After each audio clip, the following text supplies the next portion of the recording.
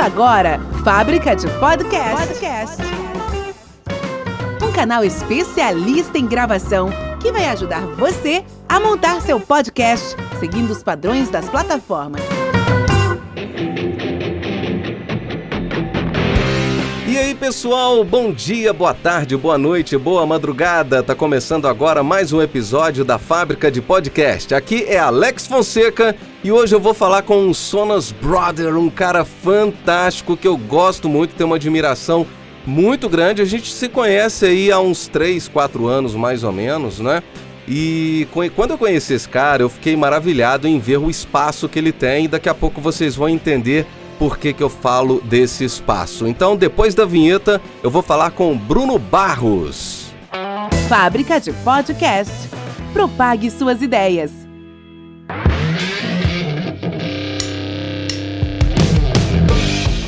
E aí, Bruno, como é que você tá, meu amigo? Fala, Alex, beleza, e você? Tranquilão, eu não errei seu sobrenome não, é Barros mesmo, errou não, né? Eu uso Barros como artístico, né? É isso, show de bola, cara, muito bom falar com você, é um prazer, você é um cara sensacional que tem a minha admiração, tá? Pô, muito obrigado, cara, prazer é meu. Bom, ô Bruno, primeiro eu quero parabenizar, né, por essa ideia aí que você teve de criar esse estúdio imersivo, né? Coragem, né? Coragem, com certeza, né? Estamos no Brasil. E também pelo trabalho e pela sua inovação, né? Isso é sensacional. Muito obrigado. Eu quero que você comece falando um pouco sobre o Bruno músico. Aquele Bruno, aquela criança que nasceu ali, acredito que ouvindo um pai ou uma mãe tocando algum instrumento, né? Que geralmente na família de músico é assim. Não é isso? Bom, e aí, cara? Foi bem essa ideia mesmo, acho que todo mundo que trabalha com áudio, produção musical, começou, né, a maioria desde o berço, assim, com música em casa, e teve banda, né, foi músico primeiro, depois frustrou, é um músico frustrado que foi pro outro lado da música, né, então a minha história é bem por aí mesmo, assim, a família da minha mãe é toda musical, minha mãe fez conservatório de piano, minha avó também, meus tios tocam, já tocaram profissionalmente também. Meu pai também sempre gostou de música, foi muito influenciado por bandas britânicas, assim, né? Pink Floyd, Supertramp, Dire Straits. Só então, coisa boa. Exato, só o do melhor. Isso eu curto dos 8 anos de idade até agora que eu tô com 30. Também. Então, assim, isso não tem erro. Então foi bem isso, assim, eu comecei na música, né, com meus pais, ouvindo muita música em casa, minha mãe sempre teve piano em casa. Aí minha mãe me colocou numa aula de flauta, né, que era muito comum. Não sei se hoje ainda é, mas... Foi o meu primeiro instrumento pois também. Eu acho que eu aprendi flauta no Núcleo Vila Lobos aqui em Belo Horizonte, uma escola muito respeitada, assim, né? E aí, mas a flauta, eu acho que não me pegou tanto, assim, sabe? Acho que eu fiquei dos 8 anos de idade até uns 10, assim, aquela mais iniciação musical, assim mesmo, né? E aí, cara... Você tava aprendendo a falar música, né? A exatamente. Ouvir e falar música. Exato. A gente já gostava de música, estava muita música no carro, assim. Eu lembro do meu pai. Meu pai, na época, era parte fotógrafo também, então eu lembro da gente indo pro Maranhão, tirar umas fotos. E no Maranhão eu conheci o Zé Cabaleiro, assim, o primeiro disco dele que ele lançou, a gente ficou ouvindo no carro aquilo direto. Então tinha muita música gringa, né? Igual eu falei, britânica, que meu pai curtia muito. Mas também muita música brasileira que vinha mais do lado da minha mãe. Mas aí, cara, foi estranho que com uns 13 anos, assim, pra 14, meus amigos sabiam que eu gostava muito de música, e um amigo meu passou numa loja de disco e achou a capa de um disco legal e me deu esse disco. E esse só de olhar pra capa. Só de olhar pra capa. Conhecer. Ele não sabia qual banda que era. E me deu o CD e falou, velho, eu gostei da capa, acho que você vai gostar, já que você gosta de música aí, achei a capa interessante. E isso ele com 13, 14 anos. E era um disco do Metallica, era o Master of Puppets, que é um disco de 86, cara. Caraca. E aí, quando eu ouvi esse disco, minha vida meio que mudou, assim, sabe? Eu falei, caralho, eu tenho que aprender a tocar guitarra. Falei, isso aí foi algo meio espiritual, né? Veio do além. E é bizarro que um disco de 86 influenciou um moleque de 13 anos ali, né? Em 2000 e pouco, assim, né? Sim. Então isso é meio mágico mesmo. Uma ligação meio cósmica. Com total. certeza. Eu nem fazia ideia que o disco era tão antigo assim, né? Pra mim era um som que eu nunca tinha escutado antes, sabe? Nunca tinha parado pra ouvir aquele som antes. Eu já gostava muito de rock, igual eu falei, né? Muito Pink Floyd, muito Deep Purple na minha casa, Led Zeppelin, Supertramp. Mas quando eu coloquei aquele disco lá no carro, um dia com o meu pai, aí eu falei, caralho, eu tenho que tocar guitarra, eu tenho que aprender a tocar guitarra, porque guitarra é a coisa mais doida do mundo. E aí foi isso, eu entrei na aula de guitarra, comprei minha primeira guitarra, era uma Fender Squier na época. Era uma guitarra até boa, assim, pra começar, né? Aquela Fender mexicana, né, de começo, assim. E eu já tinha um amigo meu que ele tocava um pouco também e tal, tava começando a aprender, eu falei, cara, vamos fazer uma banda aí. Ele morava na mesma região que eu moro aqui, que é o Morro de Chapéu, né? Eu morei aqui a vida inteira. E o estúdio é muito perto daqui onde eu moro também. Aí a gente começou essa banda nossa e a gente convenceu o amigo nosso a aprender bateria, que a gente tinha que ter um baterista na banda. Com certeza. Então ele começou a bateria também. E a gente, sempre a intenção nossa foi compor nossas músicas, né? Mas claro que no começo a gente sempre tocava muito cover e tudo mais. Sim. Então a gente foi muito influenciado por essas bandas de rock fora do Brasil, assim, né? Bebeu muito nessa fonte. Legal. E aí, depois de um ano, entrou um baixista, que também morava na mesma região, assim. E a gente formou essa banda e eu fiquei uns 6 anos com essa banda, assim, sabe? Uns 6, 7 anos. A gente tocando músicas autorais e fazendo show e tudo mais. E legal, claro... E música autoral nessa época era complicado, né? Não era complicado. Hoje se tem mais valor, né? Hoje a gente vê que o mercado é mais aberto, hoje é mais democrático, né? Muito. Eu acho que, principalmente Belo Horizonte, melhorou muito nesse aspecto, assim. Na minha época tava muito famoso essas casas de show cover, né? Então muita gente tocava cover. A gente tinha um repertório cover, assim, mas a gente já tinha, sei lá, umas 10 músicas autorais que a gente tocava nos shows. E a nossa intenção era fazer autoral, sabe? E até então eu achava que eu ia viver daquilo, né? Eu ia ter uma banda e na minha cabeça não tinha plano B, né? Então era uma banda pra ganhar dinheiro também, além do prazer, né? A gente era muito novo, né? Então a gente desconhecia muito essa parte do mercado, do business, assim, né? A gente queria realmente fazer música. Até porque quando a banda acabou, eu fiquei até triste, porque eu falei, velho, o que eu vou fazer no fim de semana agora? Porque o nosso fim de semana era só tocar. Era sábado e domingo, o dia inteiro. A gente montou um estúdiozinho de ensaio na casa do guitarrista, do vocalista. E a nossa vida era tocar, sabe? Massa. E mais banda é aquele negócio, né, Alex? É casamento com mais 3 caras, assim. Eu já cantei em banda, mas eu cantei em banda baile. Já teve um foco diferente, né? E eu era pra ganhar meu dinheiro de fim de semana também, né? Mas eu curtia demais, porque a gente cantava de tudo. Desde os dance music da época até os rocks, as nacionais. Era na época dos Mamonas Assassinas também. Pô, legal demais. Eu brincava imitando o Dinho, me vestia de Chaves, de Chapolin. Então, assim, isso é fantástico, né, cara? E a gente apaixona e é imersivo pra caramba também, né? Total. A sua vida na banda, né? E era a única coisa que eu conhecia era a banda, né? Tipo assim, o meu maior lazer e meu hobby na época era a banda. Era tocar guitarra e compor e tocar com a banda e ensaiar, né? Então, igual eu falei, banda e casamento é muito difícil, né? Eu até admiro muito as bandas que estão aí há 10, 20, 30 anos fazendo acontecer, porque é difícil mesmo. É difícil achar uma galera que tá no mesmo barco que você, né, comprometida. E era uma galera que eu tocava que eles tinham o mesmo gosto que eu, assim, muito, sabe? Que a gente cresceu junto ouvindo música. Então a gente tinha os mesmos gostos. E até hoje eu acho difícil achar outras pessoas pra tocar junto. Até perdi um pouco o tesão nisso. Sim. Porque a gente era tão conectado com o que a gente gostava ali, que hoje é mais difícil eu achar essa conexão contra os músicos, sabe? Cara. Eu sei como que é. E foram 7 anos tocando junto, então assim, até hoje eu nunca toquei com mais ninguém, sabe? Assim, de tocar mesmo, né? Sim. Chegar, fazer uma banda e tal. Foi só com aquela galera lá, 10, 15 anos atrás, e foi isso. Eu também tentei voltar, eu até já fiz barzinho, já cantei sozinho, já toquei sozinho, mas com o pessoal eu nunca mais cantei, não. Eu entendo o que você quer dizer com isso, cara. E aí, com uns 22, 21 anos ali, a banda acabou, né? Porque nem todo mundo queria realmente colocar a cara, aquela questão lá que você tá decidindo qual faculdade você vai escolher. Sim, sim. E aí a gente meio que deu uma parada com a banda, e aí foi a hora que eu assustei, assim, sabe? Porque eu já tava fazendo economia na PUC, e eu entrei em economia só porque era um curso abrangente. Eu falei, Só pra entrar, né? ou é administração ou economia, né? Aí como ADM todo mundo faz, eu falei, não, vou fazer economia que é um pouco mais diferente. Todo mundo falou, não, vai ajudar a economia, qualquer coisa eu fazer no futuro. Pô, não ajudou nada porque eu não lembro nada do curso. É muito doido, né, cara? Você vê, o seu potencial era artístico, né?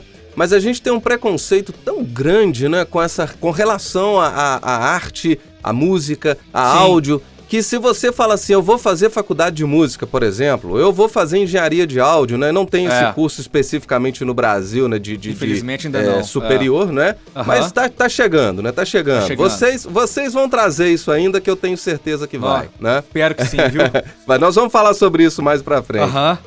Mas, cara, era um preconceito tão grande, né? Porque de repente você poderia ter ido de cara pra isso. Poderia, né? e assim, eu tenho condição pra isso, eu tinha condição pra isso, né? Até porque eu fui estudar fora e tal. Minha família, né, sempre me apoiou, tem uma condição financeira muito boa, eu nunca nego isso. Mas é estranho porque eu acho muito estranho você com 18 anos ter que decidir o que você vai fazer pro resto da sua vida. Ah, sim, também acho. Isso também acho. Muito estranho pra mim, sabe? Acho o modelo nosso de educação... E eu tô vivendo isso com filhos. Eu tenho um filho de 18, ele faz 19 agora em outubro. Tenho uma filha de 17 e é fato. É fato. Eu tenho até esse receio de se eu tiver um filho um dia, pô, o que eu vou falar pra ele quando ele tiver 18 anos ali, né? É complicado, porque o sistema que a gente montou no Brasil, acho que não é dos melhores, assim, né? Sim, não é. E eu falo vindo de escola privada, da melhor escola que tem em Belo Horizonte, das melhores e tudo mais, condição financeira ótima.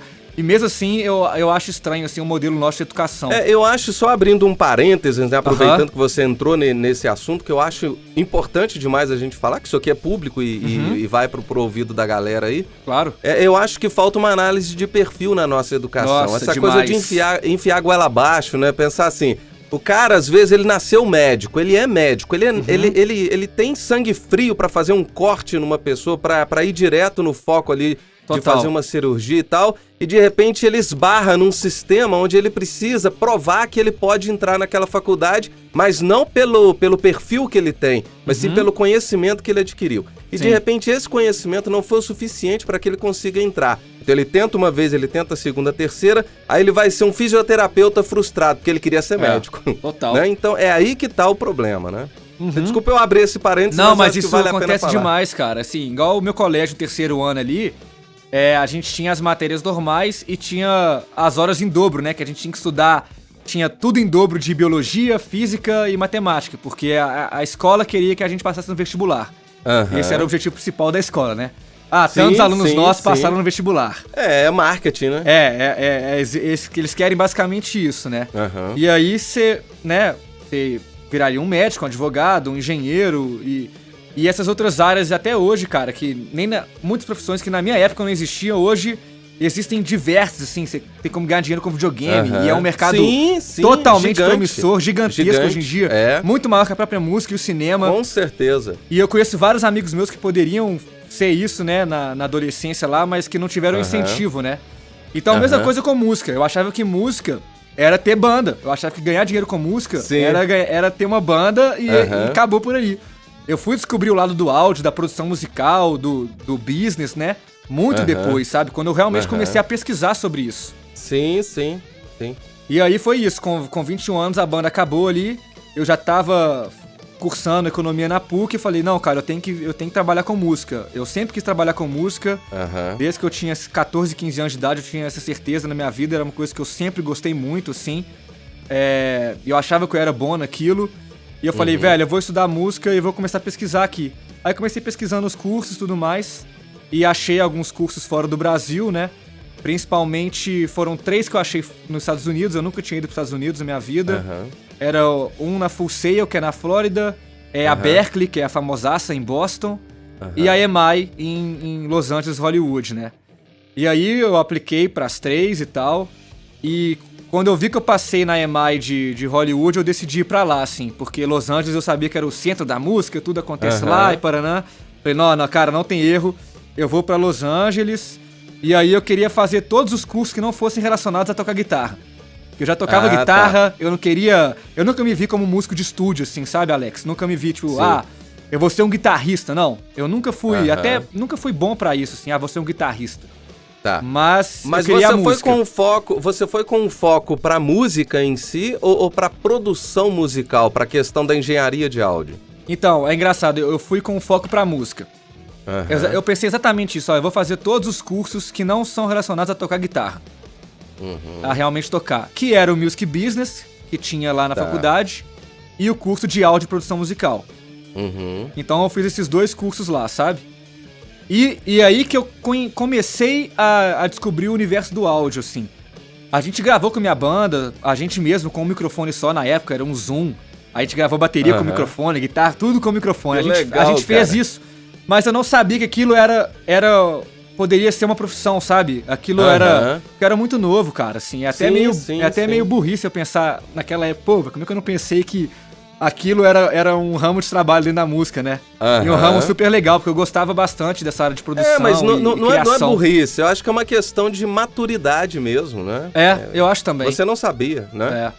E era difícil encontrar coisa de áudio no Brasil também, né, naquela época, assim. Sim, não tinha com muito certeza, acesso à internet. Pô, eu comecei... Com certeza. Assim, eu sou de 89, né, mas assim, eu lembro de começar a tocar guitarra, eu tinha que alugar DVD do Kiko Loureiro, eu tinha que pegar emprestado, porque não tinha YouTube na época, né?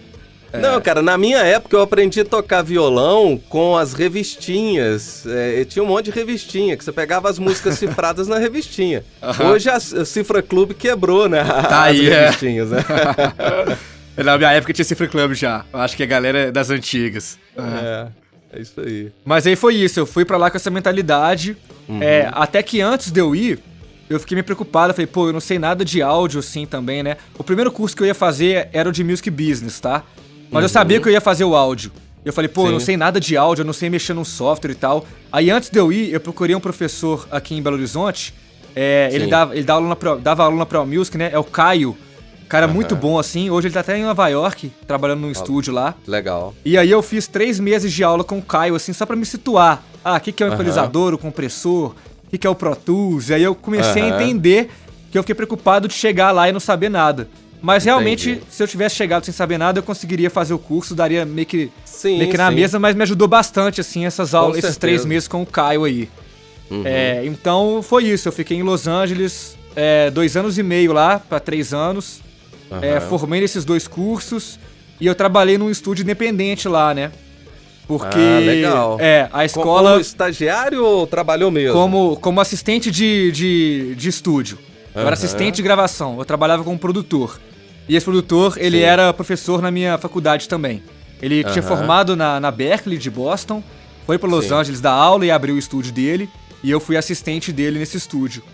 Por uns 2 anos, assim. Essa experiência, eu acho que ela é maior ainda do que a própria faculdade, né? Totalmente maior. Trabalhar e colocar a mão na massa, né? Muita gente pergunta, pô, Bruno, a faculdade valeu a pena? Eu falo, cara, valeu, porque assim, a faculdade, não pelas aulas em si, que, pô, você tem um conhecimento ali, é legal, beleza. Sim. Mas o que a faculdade te fornece, você estando lá naquele ambiente lá de Los Angeles e tudo mais, você abraçando aquela vida e pegando as oportunidades, isso sim que é o diferencial, sabe? Sim, a faculdade todo dia tinha workshop de alguma coisa, cara. Tinha, sei lá, workshop de bateria. Eu ia no workshop de bateria. Tinha um workshop de sei lá o quê. Eu ia quase em tudo, assim, sabe? A escola tem, sei lá, tinha 8 estúdios grandes, assim, pra gente mexer e gravar depois das aulas. Então isso foi muito bom. Isso eu acho que é o maior aprendizado lá. O que a faculdade te oferece e a vida lá em Los Angeles, né? E é bizarro que todo mundo lá trabalha com entretenimento. Você encontra um cara na rua, você fala, eu sou advogado. Você, pô, advogado, ele mas sou advogado do sei lá quem. Entendi. Aí, ou é um ator ou é um músico, entendeu? Legal, cara. É meio bizarro, assim. E aí foi isso, eu fiquei lá esse tempo. A faculdade proporcionou esse estágio pra mim como assistente. Eu poderia ir pra um estúdio grande. O estúdio grande lá ainda é aquele modelo mais antigo de você fica assistente por 1-2 anos, você fica, né, servindo café, arrumando os cabos do estúdio. Depois você vira o segundo assistente, depois você vira assistente. Tem muita gente que segue esse caminho lá porque eles querem ficar em Los Angeles, eles querem ficar na cidade, né? E eu não tinha certeza se eu ia ficar morando lá ou voltar pro Brasil. Então eu preferi ir pra um estúdio menor, colocar a mão na massa e depois eu ia ver o que eu ia arrumar da minha vida, assim, sabe? Entendi. Cara, e como que surgiu, assim, Tá, aí nasceu o Bruno, engenheiro de áudio, né? Sim. Aham. E com essa... Acho que foi muito interessante essa parte do business, justamente para você casar uma coisa com a outra. Você ia transformar a sua engenharia de áudio em negócio, né? Sim, total. E isso foi sensacional, esse casamento, né? E Foi. aí, como que surgiu essa ideia do Sonastério? E de onde vem esse nome? Por que isso, cara? E isso assim, eu acho isso incrível e eu tenho certeza que todo mundo que conhece o seu estúdio acha isso também, não tenho dúvida. Pô, legal demais. Então, a ideia do Sonastério veio quando eu tava morando lá fora ainda, sabe? Naquele impasse de, volto pro Brasil, não volto pro Brasil. Minha família já tinha esse lote que é o Sonastério aqui hoje, né? A gente já tinha esse lote há muito tempo. E é um condomínio aqui, o Quintas do Morro, né? Que é uma extensão do Morro de Chapéu, que é onde eu moro a vida inteira. E é um lugar maravilhoso, assim, eu cresci aqui. É até chato falar, mas eu tô acostumado com essa vista, né? Apesar de eu gostar muito de morar aqui, eu não me vejo morar em outro lugar. Eu gosto muito de estar próximo da natureza e tal. Mas eu pensei, pô, cara, se for voltar pro Brasil, seria pra construir um estúdio naquele lote lá. Seria construir um estúdio em frente às montanhas ali, né? E em Los Angeles, é engraçado que tem muito estúdio assim, acho que isso me inspirou um pouco. Tem legal. muito estúdio lá que, assim, é uma cidade muito espalhada, sabe, Alex? Sim. Então você tem que conhecer pra gostar, eu acho. A primeira coisa é essa, porque você deve chegar em Los Angeles, deve ficar em um bairro só e achar que a cidade é só aquilo, mas tem muita coisa diferente. Entendi. Então tem muito estúdio ali onde eu morava, na região de Hollywood, que é estúdio dentro de galpão, sabe? Estúdio, assim, gigantesco. Você entra lá, são 7 salas, sala com uma nível de 128 canais, SSL e tudo mais.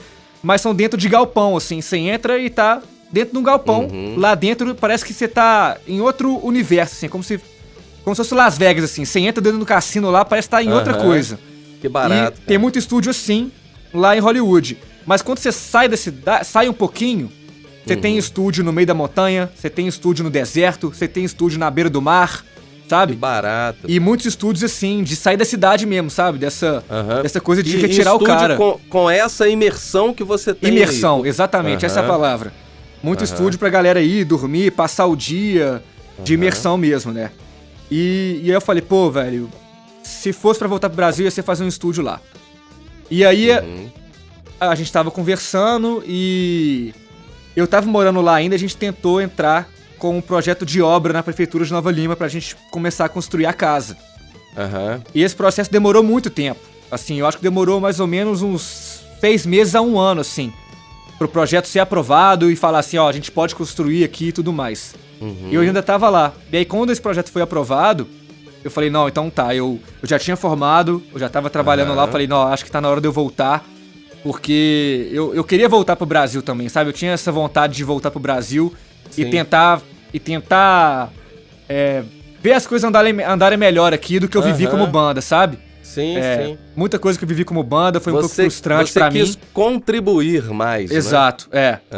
Eu acho que sim, pô, velho, tem várias coisas que eu sinto muita falta de morar fora, muita coisa que a gente tá muito atrás ainda e eu não vou negar. Com certeza. Principalmente algumas coisas burocráticas que o Brasil tem, que nem eu passo me muita fala. raiva, eu passo muita raiva. Também passo. Tenho vários amigos que moram fora e eu falo, puta merda, por que eu não fiquei lá, né? Mas assim, hoje eu não me arrependo nem um pouco de ter voltado pro Brasil e ter aberto o Sonastério, assim, sabe? Porque só o pouco tempo que a gente tem, eu já vi que a gente conseguiu contribuir bastante, assim, e eu já fico muito feliz só com isso. Cara, você influencia muita gente por si só, pela sua pessoa, e com relação ao Sonastério, o Sonastério me influenciou e ele me influencia até hoje. Pô, tá? Brigadaço. Pra você ter uma ideia, cara, o meu papel de parede é a sua SSL aí, tá? Pô, que honra. Depois eu te mando a Me manda. foto. Eu estive aí, tirei uma foto Sim? dela e tal, e eu uso como papel de parede pra me inspirar. Pô, que aqui massa, cara. no meu Mac, tá? Não tenha dúvida disso. Pô, que lindo. E eu acho, cara, pra quem não conhece o Sonastério, eu acho que podia agendar um horário pra ir aí conhecer. Com certeza. Você pode ir pro Sonastério sem nenhuma música, sem nenhuma produção. Só o fato de você pisar aí dentro, você já consegue compor alguma coisa, cara. Porque É imersivo mesmo, é sensacional. O meu filho toca guitarra e eu vivo falando pra ele, nós vamos lá no Sonastério um dia, pra ele conhecer também, porque eu sei que ele vai ficar fascinado. Então essa é a visão que eu tenho do Sonastério. Quando eu fui aí a primeira vez, eu fiquei encantado. Eu já vi apelidos pra ele, né? Parece que a casa do Homem de Ferro, né? Porque parece de fato por cima, assim. Então, assim, é sensacional, é incrível, é fantástico, é formidável. Eu não tenho mais adjetivo pra usar, não. Obrigadaço. Cara, é isso. Bom, mas então, continue falando aí, né, então foi isso, a ideia do Sonastério veio de lá já. Eu falei, pô, cara, acho que não tem no Brasil ainda um estúdio que vá nessa contramão, assim, do que o mercado tá indo, né? Que é, vou gravar em casa, eu vou gastar menos tempo gravando, porque eu pensava, pô, velho, mas antigamente a galera demorava, sei lá, 1 ano pra gravar um disco, né? E o resultado era muito maravilhoso, né? Por que hoje o povo ainda não investe nisso? E eu falei, pô, a gente primeiro tem que começar com espaço. Tem que começar com um espaço que inspira as pessoas, que faça o cara se sentir em casa, que deixa o cara à vontade. Então essa é a primeira preocupação, assim, ó. Se for pra ter um estúdio, tem que ser uma coisa diferente, sabe? Tem que ser uma coisa diferente e a gente tem que pensar diferente. Não tem que pensar em gravação igual tá se pensando, né, hoje em dia. Que, pô, o cara vai, grava, sai fora e é isso aí. Me paga a gravação aí, me paga as horas de trabalho e acabou. A gente nunca pensou assim. A gente sempre pensou que o estúdio é uma ferramenta e nós vamos fazer o que puder com essa ferramenta. Eu lembro quando eu tinha banda, cara, a gente foi gravar uma vez. A gente ganhou esses concursos de colégio, assim, né? Aí a gente ganhou lá 3 gravações de 3 músicas, né? E ganhamos num estúdio que eu nem lembro qual que é, assim. Mas aí a gente, tava tudo bucado com o estúdio, os dias e tudo mais. Ninguém ligou pra gente antes pra saber o que a gente ia gravar, quais músicas que eram, qual o estilo que era, qual equipamento a gente tinha. Não ligaram nada. A gente chegou no estúdio, uns moleque de 15, 16 anos de idade, totalmente despreparado. A gente achou que ia gravar separado e ao vivo, mas aí não sabia direito. A gente ficou 2 dias nesse estúdio, Alex, a gente não conseguiu gravar nada, absolutamente nada. Porque a gente não tocava no metrônomo, o cara queria que a gente tocasse no metrônomo. Aí a gente perigou pra tocar no metrônomo, não conseguia, e a gente ficou frustrado, paranã, e o cara não sabia qual o estilo de música que a gente tocava. E eu falei, pô, velho, que experiência péssima, cara. E eu falei, pô, mas gravar isso... Eu sou um músico que eu não suporto o metrônomo. Eu não gosto de metrônomo. E eu gravo jingle, entendeu? Então, se você colocar pra eu gravar com metrônomo, eu não vou conseguir. É bem isso. Ainda mais uns moleque, né, cara? Assim. E o estilo de música que a gente fazia também não requeria aquilo, né? Não precisava, né? Mas às vezes o cara quer usar um recurso que ele se sente confortável ali e não quer sair da zona de conforto, né? Mas enfim, eu fiquei um pouco frustrado, assim. Aí depois que a gente foi comprar o Zoom, que é um microfone na época, não era nem aquele Zoom estéreo, não. Era o primeiro Zoom H2, eu acho, que chamava. A gente comprou aquilo lá e gravamos a banda inteira usando só aquele microfone a gente mesmo, porque a gente ficou super frustrado. Então eu pensei, pô, se for fazer um estúdio vai ser desse jeito, vai ser com essa mentalidade, né, que não é só gravar e o cara ir embora, a gente tem que ter uma preocupação maior, tanto com o produto do cliente, quanto com a estadia dele. E eu realmente acho que o lugar que você tá trabalhando, o lugar que você tá fazendo arte, principalmente, ele tem que julgar a favor, sabe? E eu penso o seguinte, cara, a arte vem de quem? Vem do ser humano, ela não vem de um algoritmo, ela não vem ali do Pro Tools, ela não vem de um computador, ela é ser humano, e ser humano é calor. Então eu penso que precisa de humanização. Então, como que você vai gravar num estúdio onde você não se sente humanizado, né? Onde não tem harmonia? Eu acho que é o primeiro ponto a se verificar com relação a essa produção toda é o ser humano. Né? Totalmente. Então, igual, eu acho você um cara super simples e super humilde.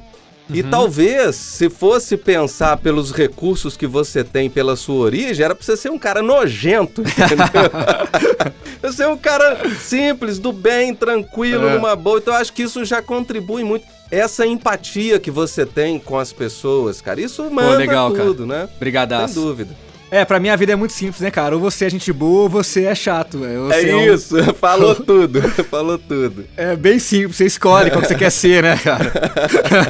Pois é, cara. Eu espero que eu esteja no time dos gente boa. Você tá demais, você tá jogando comigo aqui, pô. Show de bola.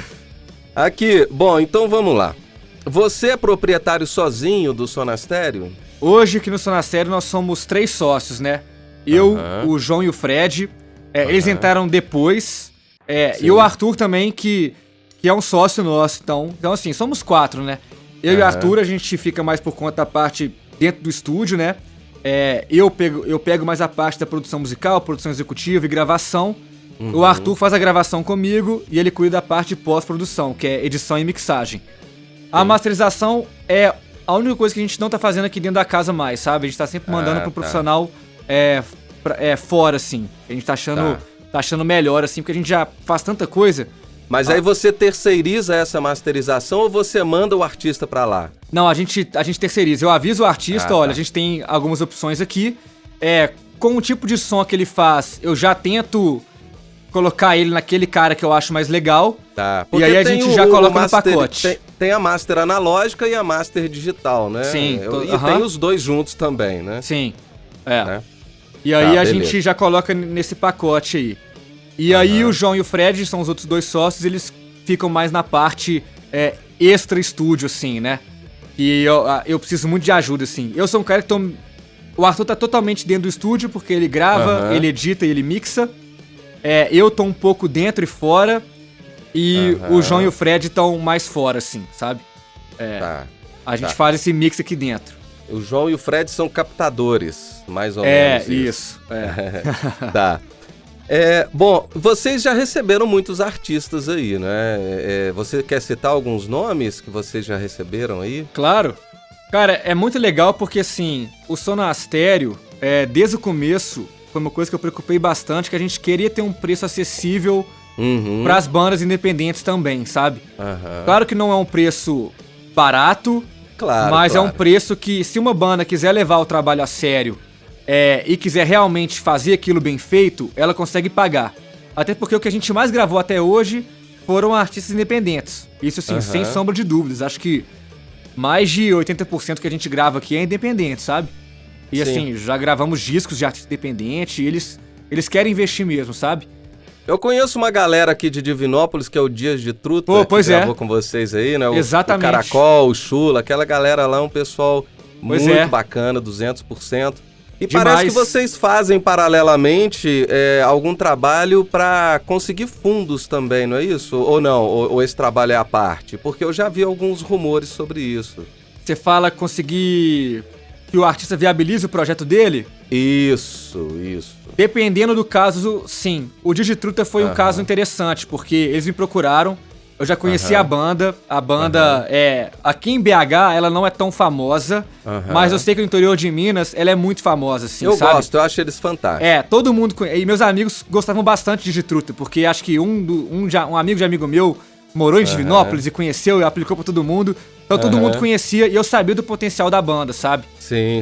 Eles queriam gravar comigo, produzir aqui, e eu falei, cara, já tentaram fazer alguma campanha de crowdfunding? Aí eles, o que é crowdfunding? Aí eu expliquei, financiamento coletivo e tal, os fãs pagam pelo trabalho, você recebe as recompensas em troca. Ele, legal. Eu falei, velho, vocês vão conseguir, nós vamos fazer esse projeto de crowdfunding e nós vamos captar a verba pra gravar o disco. E a gente conseguiu. A gente pediu até bem mais dinheiro do que era pra gravar o disco, produzir o disco inteiro, né? Na verdade, a gente pediu uma grana pra produzir o disco inteiro em estúdio, prensar o CD, distribuição, tudo isso. Então era 50 mil reais e, se eu não me engano, a gente conseguiu 53 mil reais. Então a gente passou da meta nesse financiamento coletivo. Então eu posso ser honesto, cara, é um preço muito justo. É um preço muito justo, sem dúvida, né? Eu colocaria 53 mil pra gravar, pra me gravar, entendeu? Tranquilamente, né? Total, isso contando com tudo, né? Então, assim, foi muito legal que a gente conseguiu financiar o projeto, a gente conseguiu gravar aqui, viabilizar, isso foi muito massa, né?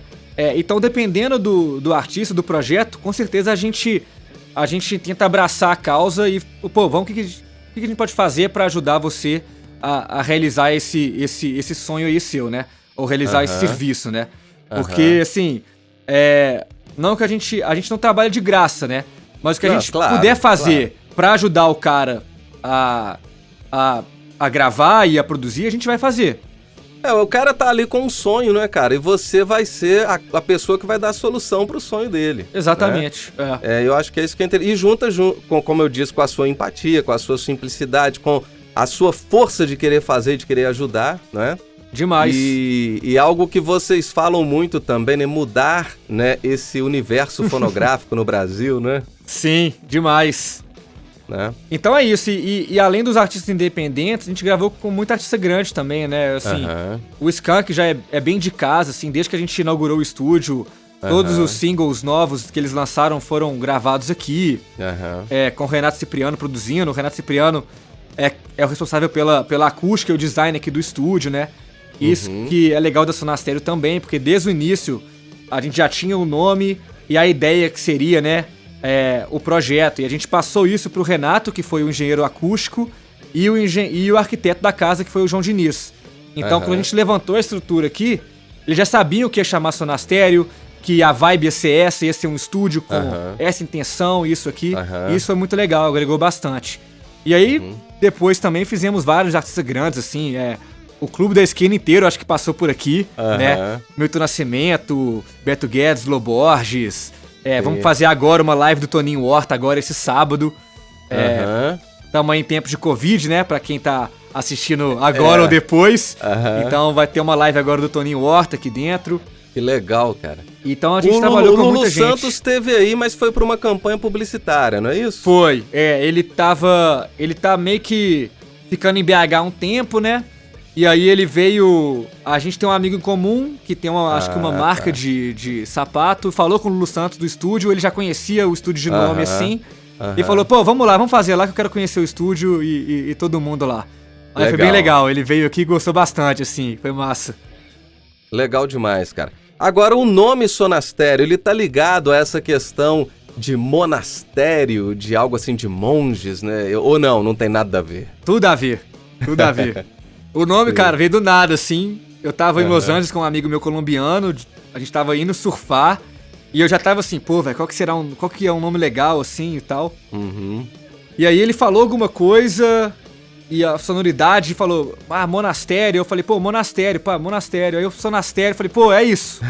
Pronto, cara. Aí quando eu achei o nome, eu falei, não, é esse, não tem dúvida. No mesmo dia eu já entrei na internet, procurei se tinha alguma coisa registrada, não tinha nenhum registro, eu falei, pô, já paguei o domínio.com.br, já registrei o nome, fiz tudo que eu tinha que fazer pra assegurar, assim, porque acho que nome bom vem do nada assim mesmo. Com certeza, cara. E vocês têm uma logo interessante, né? Como se fosse uma capela com uma vela, não é? Não é algo nesse sentido? Sim, muito legal. Muita gente fala que é um portal e tudo mais, e isso eu deixo mais pro designer falar a pira dele, né? Eu também vejo, tudo começou com uma vela também, quem quiser conhecer, tem um vídeo no nosso canal do YouTube, como que o designer criou a logo do Sonastério, que foi o Vicente Pessoa, que é um cara que eu acho, assim, fenomenal, ele é aqui de BH, ele fez a logo da minha banda, quando eu tinha lá 15 anos de idade, e eu depois falei, velho, vou fazer a logo da Sonastério com ele, e ele fez uns trabalhos, assim, maravilhoso, todo mundo fala muito bem, e também fez a logo da Universidade do Áudio. Então, assim, tudo que a gente cria aqui dentro de marca e tudo mais, eu passo pra ele, que eu tenho total confiança nele. É um cara muito genial, assim. Legal, cara. Eu compartilho com você essa coisa de ideia que surge, assim, do nada, ela pega, né? O nome Fábrica de Podcast, que também ele apareceu do nada, eu já fiz como você, procurei se tinha registro, já registrei, já busquei domínios. E a logo também foi mais ou menos nesse sentido, e graças a Deus tá dando certo. A gente vai fazer um ano agora em setembro, e tenho clientes hoje pro Brasil inteiro, no Brasil afora aí, graças a Deus. Massa, já com prospecção em Miami, tem prospecção em Portugal, já tem uma galera aí olhando a gente aí, isso é bom. Pô, que massa, eu concordo demais com esse negócio do nome, cara, no nome. Eu ficava anotando a ideia, assim, sabe? Eu ficava anotando vários nomes, não, isso com isso, pode ser isso. E sem pensar veio o nome, assim, sabe? É aquilo que cai como um presente, né? Total. Cara, é um presente.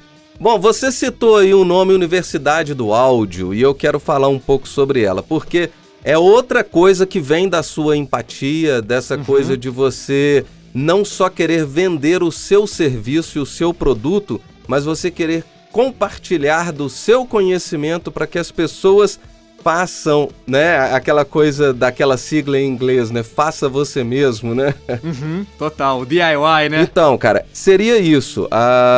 Eu quero que você fala pra gente sobre a Universidade do Áudio, sobre como essa ideia surgiu. Eu sei que é uma parceria com o César Santos, né? Isso. Inclusive, eu agreguei muito conhecimento fazendo também a Universidade do Áudio, né? É claro que eu tenho também uma experiência desde 1994, cheguei a trabalhar um pouco com analógico, mas o meu era mais voltado para o rádio, né? Sempre voltado para o rádio, locução, BG, trilha. E, claro, sou produtor de jingle, né? Minha produtora nasceu com essa intenção, mas a Universidade do Áudio somou pra caramba pra mim, porque ela trouxe muita coisa nova e eu gostei. Inclusive, eu quero voltar a assinar com vocês aí o serviço. Eu não assinei ainda por falta de tempo, porque tá complicado. Né? Mas fala pra gente aí. Você foi aluno por um bom tempo, né? Eu lembro. É. Sim. Pô, pois é, sempre foi uma vontade muito grande minha trabalhar com educação, sabe? Eu sempre achei que a mudança no mundo tem que vir na educação. Não pode vir de outro lugar, sabe? Eu sempre tive essa ideia em mente, assim. Então, desde que o Sonastério, até antes do Sonastério existir, cara, quando eu voltei pro Brasil, a gente tava em fase de obras aqui, né? E eu falei, pô, velho, tem alguém que faz workshop, algum tipo de curso de áudio aqui em BH? E eu fui procurar, não tinha ninguém. E aí me falaram do Cris Simões. Pô, Brunão, meu professor de tênis falou do Cris. O Cris fez a mesma faculdade que você fez, Bruno. Aí eu, pô, me passa o contato dele? Aí eu mandei mensagem pro Cris, falei, Cris, deixa eu conhecer seu estúdio, acabei de voltar da EMAI. Aí ele, pô, chega aí. Falei, cara, você já fez algum workshop? Aí ele, cara, não, nunca fiz não. Falei, velho, vamos fazer? Aí ele, pô, mas eu tenho medo que não vai ter gente, tal, não. Eu falei, velho, vamos fazer o seguinte, deixa comigo, eu vou tentar arrumar gente pra gente fazer esse workshop aí e vai dar certo, pode deixar. Aí o Cris, muito gente boa, confiou em mim. E aí a gente fez 2 turmas, cara, de workshop de mixagem, cada turma com 15 pessoas. Então foram 30 pessoas diferentes fazendo um curso de mixagem com o Cris Simões numa mesa SSL analógica que ele tem lá, né? Que ele já tinha trago a mesa nessa época. Isso tem uns 3, 4 anos, assim. E o Cris falou, pô, cara, nunca imaginei que a gente ia conseguir fazer um workshop. E aí já emendamos outro workshop de bateria com o Jean Dolabella, que na época tava no Sepultura. Fizemos um workshop de batera lá no estúdio do Cris mesmo. E é engraçado, velho, que os primeiros alunos dessa primeira turma de workshop que a gente organizou era o Pedro Peixoto e o Arthur Damasio. O Arthur Damasio é quem trabalha hoje comigo aqui no Sonastério. Sim. E o Pedro Peixoto hoje é a referência, sim, em BH e Brasil de mixagem, sabe? Sim. Então, isso é muito louco pensar que naquela primeira turma, e tinha vários outros caras fodas naquela turma lá, que trabalham hoje em dia com áudio, e assim, e aquilo falou, pô, cara, a gente tem que fazer esse movimento, assim, né, de trazer a galera pra perto e disseminar o conhecimento, né, porque o Cris também, ele teve a oportunidade de morar fora do Brasil, fazer a EMAI, ele também foi fazer o Mix de Master também na França. Sim. Então o cara tem muito conhecimento. Então eu falei, Cris, a gente tem que movimentar isso, né? E sempre foi um desejo meu levar isso pro online, assim, pra atingir o máximo número de pessoas, né? A Sonastério já tava fazendo muito workshop em loco aqui. A gente fez com Paulo Anhaia, Beto Neves. A gente foi o primeiro que trouxe Paulo Anhaia. De algumas coisas aí. A gente foi o primeiro que trouxe Paulo Anhaia pra Minas Gerais pra fazer um workshop. Fizemos vários, cara. Fizemos com Stanley Soares também, que hoje é o técnico foi técnico de Sepultura por muito tempo. E hoje é do Devin Townsend e Megadeth. E a gente falou, pô, eu tenho que levar isso pro online e tal. E aí, conhecendo o Cris conhecia o Cezinha e fez a minha ponte com o Cezinha. E na época o Cezinha era o professor de áudio em Minas Gerais. Ele era a referência master. Ele dava aula na Bituca e o Arthur tinha feito aula com o Cezinha, o Peixoto tinha feito aula com o Cezinha. Todo mundo que trabalha com áudio em Minas Gerais nos últimos 5 a 10 anos fez aula com o Cezinha. Eu falei, porra, velho, eu preciso de um professor que vai dar essa cadeia toda do áudio ali, né? Pegar o cara do zero ali e ensinar pro cara mesmo, assim, os fundamentos do áudio, né? Pra ele conseguir seguir na profissão, né? Porque eu acho que essa base faltava aqui no Brasil, né? Alguma coisa que dava essa base. Sim, E no tem online. um conhecimento empírico aí também, né? Tanto certeza. a questão da prática, né? Quanto do empírico. Eu acho que isso tudo soma, né? É importante. E tem também a forma com que o César dá aula, né? Que eu acho que isso é importante também, Muito. né? O César tem uma didática e uma oratória, assim, fenomenal, que eu nunca vou ter na minha vida. E assim, eu arrisco dar algumas aulas na Universidade do Áudio, mas assim, são produções que a gente faz aqui na casa. Não tem aquele ar de professor e, cara, eu tô te instruindo aqui, sabe? Ele tem esse poder, eu acho, sabe? Sim. De pegar o cara e ensinar de forma simples algo complexo, sabe? Isso, e às vezes ele faz umas brincadeiras, né, que o pessoal não vai ver aqui, mas ele coloca o dentinho assim, fala, agora fala igual um nerd aqui. Exatamente, Isso tudo contribui, né, cara, joga ali uma brincadeira no meio ali, a pessoa já cai na gargalhada de cá, e aí isso entra na cabeça, ele vai sempre lembrar dessa brincadeira, como eu falei aqui agora, e vai lembrar do assunto que rolou ali no momento, né? Demais. E é engraçado, quando eu conheci o Cezinha, cara, eu falei com ele, pô, Cezinha, você tem muito aluno, velho, vamos levar isso pro online. Aí ele, não, porque acho que meu público não tá no online. Quem escuta eu falando isso, eu já acho que é doideira ele falando isso, né? O Cezinha falando que online não ia ser jogo, né? E hoje ele tá no online aí, pois né? Hoje ele é o maior advogado do online, é ele, né? Com certeza. E ele falou comigo, não, eu não sei, meus alunos, eles querem presencial. Eu falei, cara, vamos testar? Eu já era assinante de plataformas gringas, né? Como o PureMix e o Mix the Masters. Eu já assinava, eu gostava muito desse modelo de assinatura. Eu acho super honesto. Eu também. Eu acho muito transparente. O cara tá sempre evoluindo ali dentro, sempre tem conteúdo novo. Eu acho isso muito legal. E eu falei com ele, cara... Ele é desligado daquele comprometimento do cartucho, né? Daquele comprometimento do diploma. Eu acho que é isso que é bacana. Porque... E infelizmente as pessoas pensam ainda muito em cima disso, né? Eu quero no Brasil diploma. ainda pensa. E, no entanto, eu fiz aí com vocês e nem fiz prova pra fazer. Eu queria aprender, eu queria ter conhecimento, né? A gente intenção tem essa. Exato, a gente tem uma prova lá dentro pra quem quiser realmente fazer uma prova e testar o conhecimento, mas eu concordo com você, assim, apesar, velho, de eu ter eu formei fora em áudio, Paraná, mas, velho, meu diploma no Brasil não vale nada, sabe? Como é. Por mais que a gente trabalha com música, áudio e tudo mais, cara, o que vale é a sua experiência, é você meter a cara mesmo e fazer acontecer, sabe? Você vê que o próprio Elon Musk fala isso, né? E ele contrata pessoas que nem têm formação. Acho que... Total. Às vezes, a intenção é... Você sabe fazer? Sei, então vambora. Né? Exato. Tô falando que é ruim ter um diploma? Longe disso, acho super legal. Não é isso, acho super louvável e tal, você conseguir começar e terminar alguma coisa, né? Acho isso muito legal, você provar pra você mesmo. Você consegue entrar no curso e terminar aquilo, né? Completar nós não fase. estamos desmerecendo essa parte, né? Sim, exatamente. Não, no entanto, um médico, um advogado, um engenheiro, ele precisa desse diploma para ele seguir a carreira dele, né? Sem dúvida. Com certeza. Mas nós estamos falando da questão do conhecimento, né? Não é de roubar o diploma, não é isso? Total, né? Totalmente. E aí foi isso, eu chamei o Cezinho e falei, cara, eu tô com essa ideia de fazer uma plataforma de áudio para ensinar o cara, a gente começar a fomentar esse mercado. E ele, velho, topou na hora, assim, sabe? Ele fala até hoje, né? Pô, foram 2 reuniões. Uma pra eu mostrar pra ele o que era a ideia, né? Eu mostrei pra ele, pô, olha aqui o PureMix, olha aqui o Mix the Masters, tá? E uma segunda pra ele dissertar os detalhes e a nossa sociedade, assim. E já entramos de cara. E, pô, muito legal que hoje a gente já passaram na plataforma mais de 2.000 alunos, assim. A gente toda semana recebe mensagem de, pô, vocês me ajudaram demais. Hoje eu tenho um conhecimento que antigamente eu não tinha acesso e por um preço acessível. Então isso é muito legal, sabe? Com certeza. E a Universidade do Áudio é um projeto que a gente sempre teve a vontade de fazer. E, pô, graças a Deus hoje ele caminha pelas próprias pernas, assim, sabe? A gente aqui brinca na Sonastério que cada hora a gente pare um filho, assim, como projeto. A Universidade do Áudio era o primeiro filho nosso. Ele já anda sozinho aí, já tem uma vida própria, beleza. Agora vamos partir pro próximo. Legal, e aí a gente vai trabalhando assim, né? Que é uma equipe enxuta, né? Então a gente foca numa coisa, executa aquilo e parte pra próxima.